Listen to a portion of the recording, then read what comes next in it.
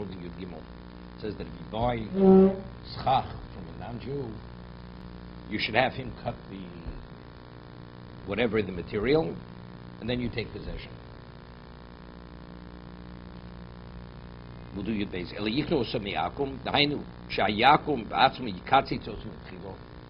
The non-Jew should do the cutting. What about if the thief is selling stolen material? He cut it and it's actually stolen. What about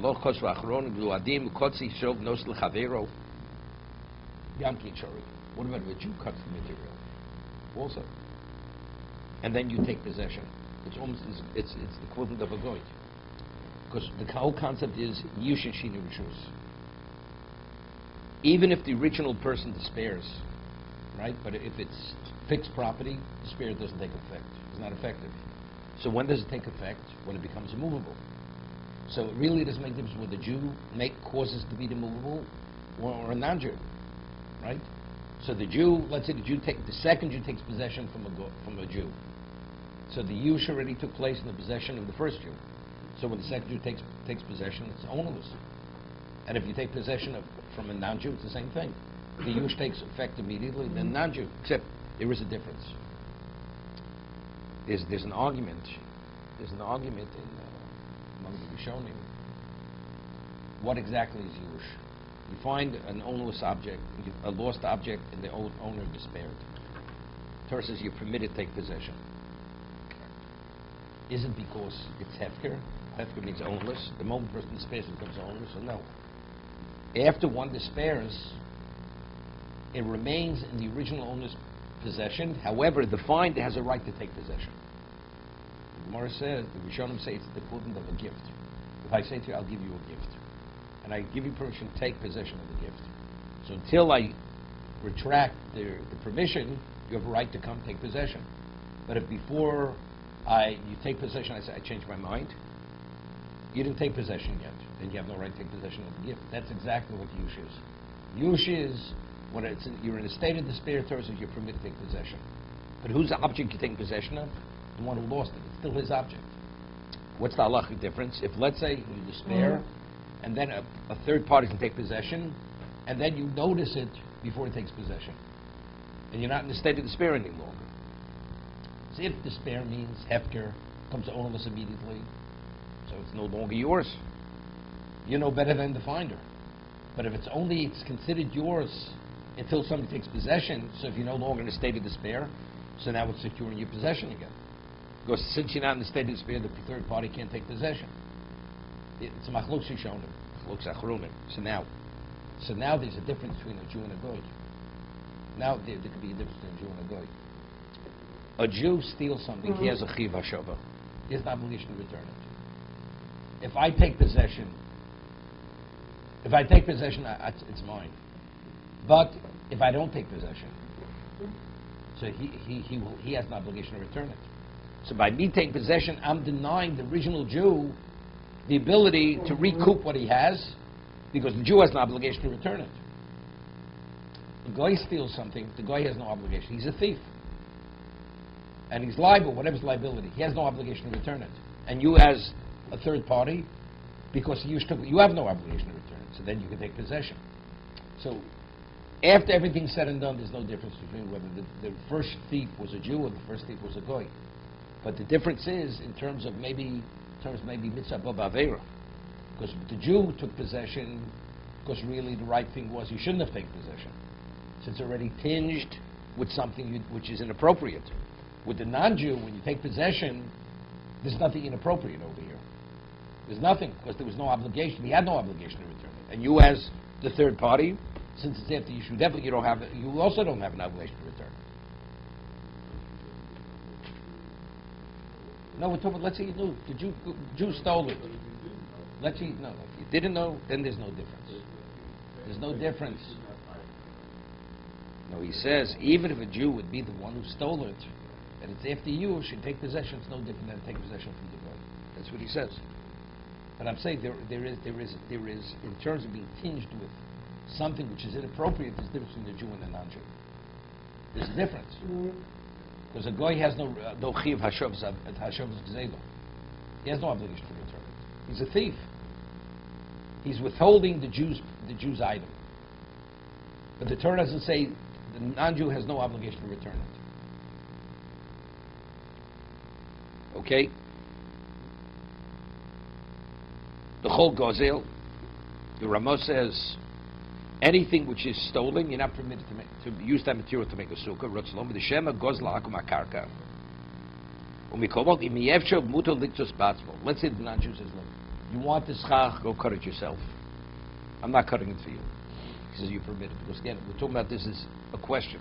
Maybe the forest that he had stolen, he may have stolen it from someone. Okay? So we're talking about, by him agreeing to do it, you're covering all your bases. Even if theoretically it's possible, it's remote, you're covered. But let's say he's not agreeable. It's not, we're not speaking, you know he's a thief.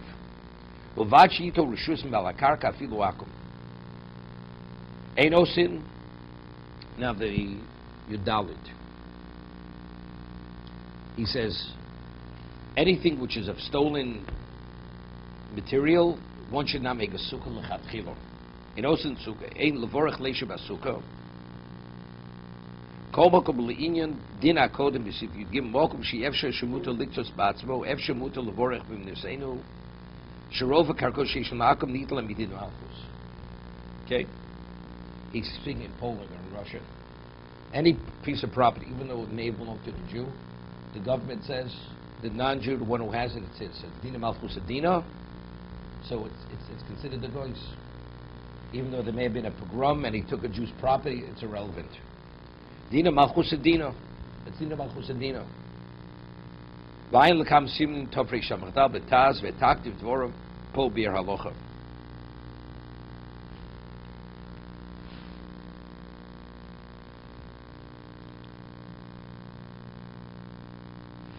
See over here.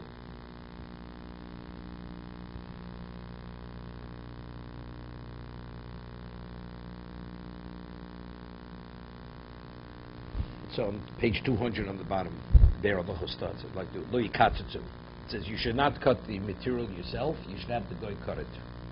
I Mishna Berura Succos mokum me'ataz od kosev sim tofrei shamach dali du adim mok sha'atze yar hemisaro ir unosi rishus liktor. It's the whatever the governor of the city gives permission that you're permitted to cut.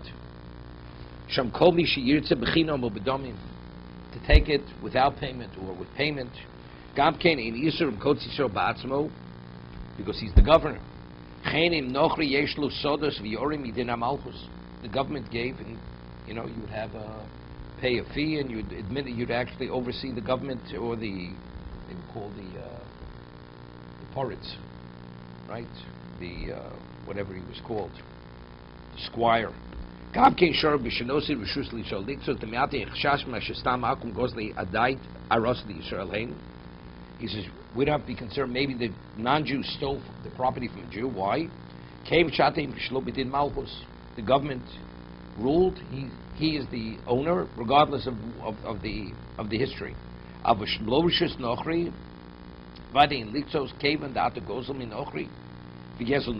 you're not permitted to steal. It's a mitzvah b'avero. That's interesting. Let's say a guy steals from a Jew, and the government rules. The Jew has a right to take. Now, the Jew wants to take back what's his.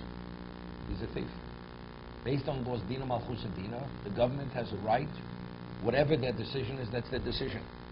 Whether it's just, unjust, it's irrelevant. That's the government.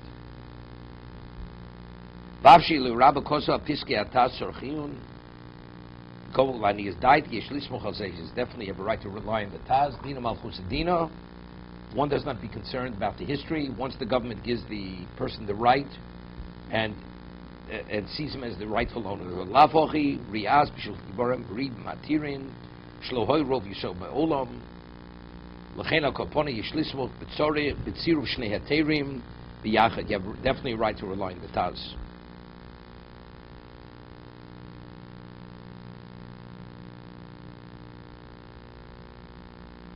Yeah, it's interesting. You find yourself in one of the national parks for sukkahs.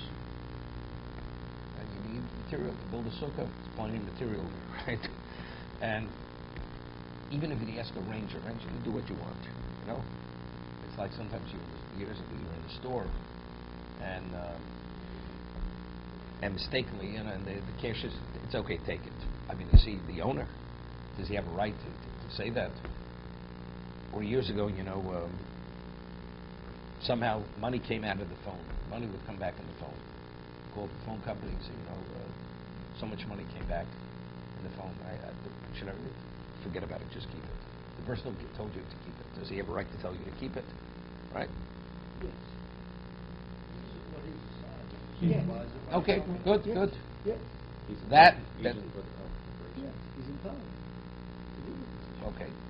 That's if you speak to the supervisor. Somebody says, what exactly do you want? The person doesn't want to bother with it. Put you through to a supervisor, just forget about it, just keep it. Too much of a headache for the person. They don't want to bother with it. But we talk about, it happens very often, you know, years ago it used to happen. You know, when you're running a very small shop, you know, it's private, probably, you know, a grocery, get a worker, it's okay, keep it. Over there where every little, whatever it is, the owner wasn't necessarily so agreeable.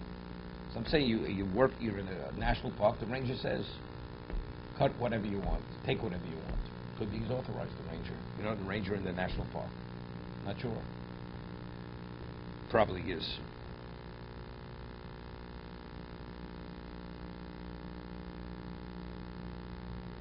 In Central Park, you see these guys walking around with these big hats. You know, they're just out of prison about 6 months. They put them onto my uniform. You want to cut schach for sukkahs. It's okay, you could take it. I guarantee you won't do time for that. Okay.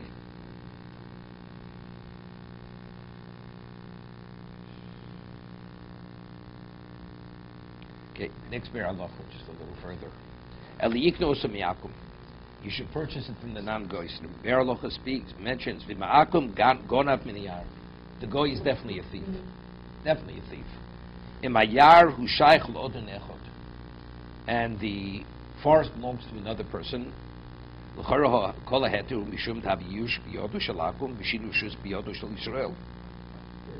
says, so if that's the case, the non-Jew is the thief, and since now the despair takes effect, so you take possession as a shayach, rak b'avankri, shem b'gmoro, tari yiyush b'mikvar, el l'chol ha'yiyush ala karka, l'chol ato ala per sheniktetzu. Ma she'enkin hocha odo lo yoda mizeh shegonav etzlo ha'etzim, yush lo midas. Interesting. It's a yush lo midas.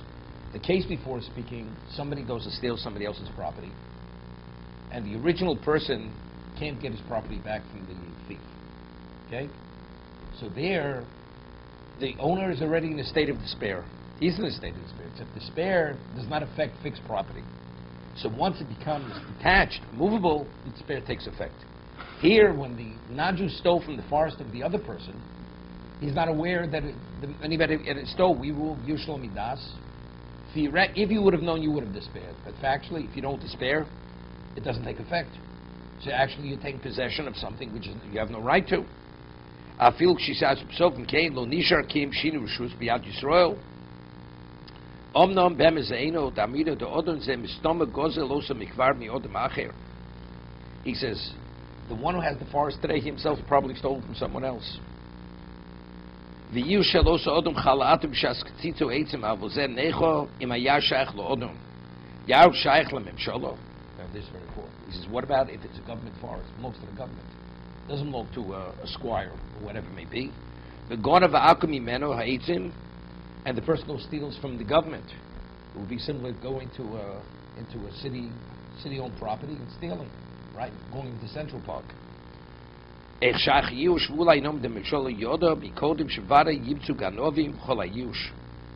maybe the government knows since they continuously think people steal, they're always in the hope. It's always like a hopeless state, so they always have anything stolen. They know they're not going to be able to recoup it, and they let it go. So therefore, they are in a state of despair, anything which is stolen. Therefore, Rebbe takes possession. Legally, he has a right to retain it, because it's post-Jewish. I was reading recently that somebody spent 50 years with the Brisker Rav. Was machmir, was meticulous in his observance, but sometimes he just dismissed things. So Brisker Rebbe asked him to go buy schach. To build the sukkah, this is like in 1942 in Yerushalayim. So he says to Brisker Rebbe, oh, how machmir he was, how stringent he was, many things. He says, do I have to really be careful that check out that it wasn't stolen? He says, don't make a mountain out of a molehill. That's what he says to him. He said to him, Yiddish. Don't make an issue of something that's not an issue. You don't have to worry that maybe it's stolen, just buy it. Stop worrying. You don't have to worry. Evidently, he relied on this, that even theoretically it's already Jewish. Jewish and Shidduch Rishus, you don't have to worry. But that was his comment to this person. If the government comes back and says to this guy, what you did was illegal, we're going to put you in jail. No, if they catch you, you're not doing the stealing. You're not cutting it. You're buying it from a person. National Forest. No. You buy schach from somebody in New York, and it's possible. Look, there's certain indicators. They tell you. Somebody comes over and he says, "You want to buy a radio for $2 on the street?" No question, stolen. Stolen goods, not a question. But let's say a person's selling schach and he has a booth, sand. He's selling schach. Do you know where he got the schach? He may have gone to Central Park, gone to some public area, and he has no permission. Are you permitted to buy? That's the question. That's what we're talking about here. So you are. L'halacha, you're permitted.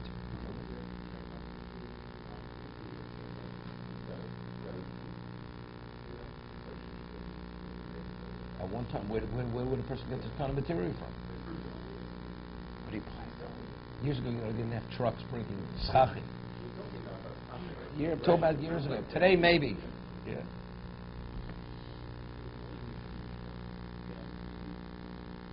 No, I remember today with the not the Esrog Elul, not the Esrog, but with the Hadassim also not. But our Rabbis could be today also not. Today the Rabbis are quality Rabbis.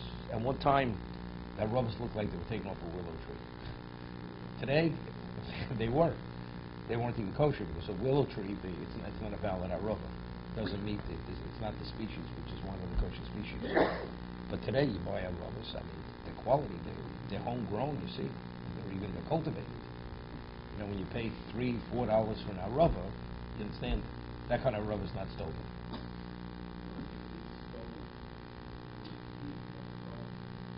No, if they tell you to go cut it yourself, then it's a problem.